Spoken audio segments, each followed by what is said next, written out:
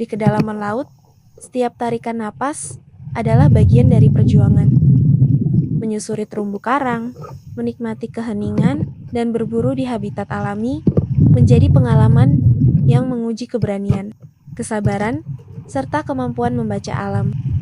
Bukan hanya tentang apa yang berhasil dibawa pulang, tetapi tentang bagaimana kita menghargai laut, mengambil secukupnya, dan menjaga kehidupan di dalamnya.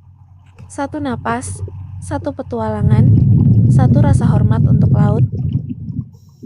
Salam, satu, oksigen.